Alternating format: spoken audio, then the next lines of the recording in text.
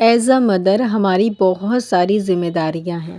اس ذمہ داریوں کے بیچ ایک سب سے بڑی ذمہ داری یہ بھی ہے کہ اپنے بچوں کی اچھی سی تربیت کرنا، لیکن جانے انجانے میں ہمیں کچھ باتوں کا علم نہیں ہوتا، اور جانے انجانے میں ہم کچھ چیزیں اپنی زندگی میں ایسی کر رہے ہوتے ہیں جس کو ہمیں نہیں کرنا چاہیے، جس کا آپ کی زندگی پر، آپ کے بچوں کے اوپر بہت برا اثر ہوتا ہے۔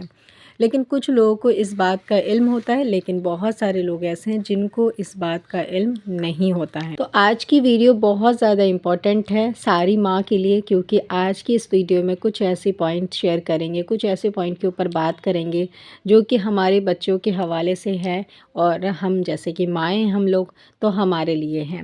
تو چلیے ویڈیو کو سٹارٹ کرتے ہیں۔ السلام علیکم میری پیاری پیاری یوٹیوب فیملی، کیسے ہو آپ سب لوگ؟ امید کرتی ہوں خیریت سے ہوں گے جی، الحمدللہ میں بھی ٹھیک ہوں۔ آپ سبھی کے ساتھ حاضر ہوں ایک نئے ولاگ کے ساتھ، ایک نئے دن اور ایک نئی شروعات کے ساتھ۔ تو چلیے ولاگ کو سٹارٹ کرتے ہیں۔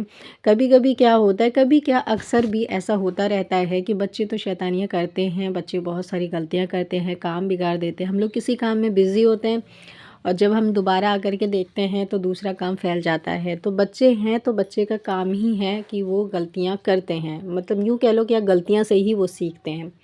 لیکن کبھی کبھی انسان کو اتنا غصہ آ رہا ہوتا ہے، اور کچھ عورتیں، میں نے تو خود بھی ریئل میں یہ چیز دیکھا ہے، میرے آس پڑوس میں ہی بہت سارے لوگ ایسے رہتے ہیں جو کہ مسلم ہیں، اور غصے میں اپنے بچوں کو کچھ ایسے نام سے پکارتے ہیں جو عجیب غریب ہوتے ہیں۔ کچھ مائیں تو اپنے بچوں کو گالیاں تک دے دیتی ہیں غصے میں۔ لیکن دیکھو یہ ساری چیزیں نہیں کہنا چاہیے، کیونکہ دیکھو بچہ جو ہے نا وہ آپ سے ہی سیکھے گا۔ جیسی آپ اس کی تربیت کریں گے، جیسا لہجہ آپ اس کے ساتھ رکھیں گے، ویسے ہی بچہ بھی سیکھے گا۔ تو ایک تو اس کا نقصان یہ بھی ہے کہ بچہ وہی سیکھ رہا ہے جو آپ اس کو سکھا رہے ہیں، جو آپ اس کو بول رہے ہیں۔ دوسرا نقصان یہ ہو رہا ہوتا ہے کہ آپ جب بچے کو زیادہ مارتے ہیں، پیٹتے ہیں، غلط نام سے پکارتے ہیں، گالیاں دیتے ہیں، تو اس میں آپ کو کوئی ثواب نہیں مل رہا ہوتا ہے، بہت بڑا آپ کا گناہ ہو رہا ہوتا ہے، کیونکہ ایک عورت کی ذمہ داری اللہ نے دی ہے کہ وہ اپنے بچے کی اچھی تربیت کرے، کیونکہ آخرت میں آپ سے اس کے بارے میں پوچھ ہوگا، جوانی آپ نے کہاں پہ گزاری، ماں بن گئے تو آپ نے بچوں کی تربیت کیسی کری، تو یہ سارے سوال آپ کے ہوں گے۔ تو وہاں کیا آپ بتائیں گے کہ میں نے تو اپنے بچوں کو مارا پیٹا تھا، گالیاں دی تھی، اسے عجیب عجیب نام سے پکارے تھے۔ تو یہ ہر گھر کی کہانی ہے، زیادہ تر عورت اس چیز کو کر رہی ہوتی ہیں، کیونکہ ان عورتوں کو اس چیز کا علم نہیں ہے کہ وہ کتنا بڑا گناہ کر رہی ہیں، کیا غلطی کر رہی ہے۔ تو کچھ عورتیں ایسی ہیں جو اپنے بچے کو جو ہے نا جانوروں کے نام سے پکارتی ہیں، تو اس کے بارے میں حدیث میں کیا آتا ہے، حدیث کیا کہتی ہے، کیا یہ صحیح ہے کہ نہیں ہے، اسی ٹاپک کے اوپر بات کریں گے۔ تو دیکھیں جب آپ جانور کے نام سے اپنے بچوں کو پکارتی ہیں تو اس کے بارے میں حدیث میں صاف صاف منع کیا گیا ہے۔ حدیث میں یہ منع ہے کہ آپ اپنے بچوں کو کسی غلط نام سے نہیں پکاریں گے۔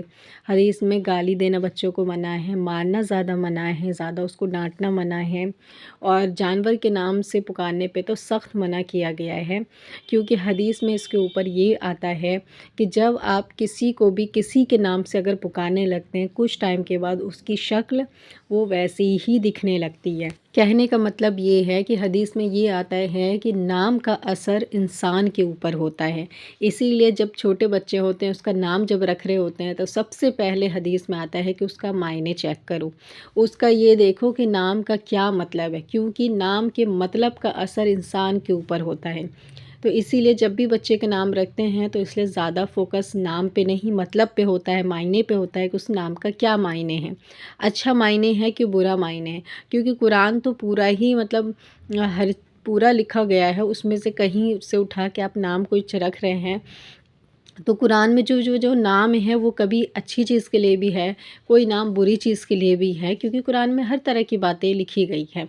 تو اسی لیے نام کو رکھنے سے پہلے اس کا جو ہے میننگ آپ کو جاننا بہت زیادہ ضروری ہے، کیونکہ نام کا اثر ہوتا ہے۔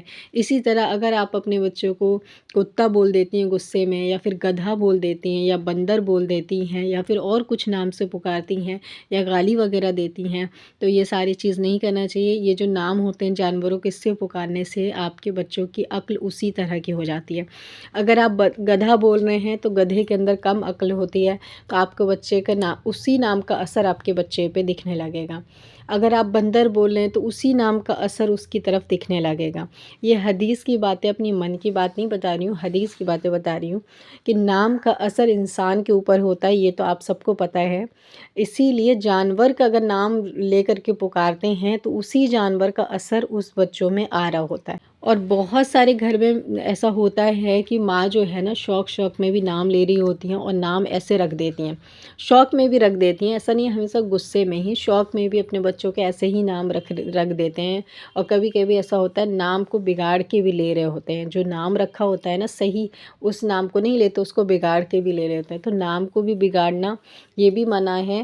اور یہ جو چاہے آپ شوق میں نام بچے کا رکھتے ہیں جانور کا، یا پھر آپ نے جان بوجھ کے رکھا ہوا ہے، یا پھر آپ غصے میں اس کو ایسے پکارتے ہیں، تو یہ سب منع ہے حدیث میں، کیونکہ اس کا اثر آپ کی اولاد کے اوپر ہو رہا ہوتا ہے۔ لیکن آپ کو ابھی پتہ نہیں چلے گا، جب وہ بچہ تھوڑا بڑا ہو جائے گا نا تب آپ کو دکھنے لگے گا۔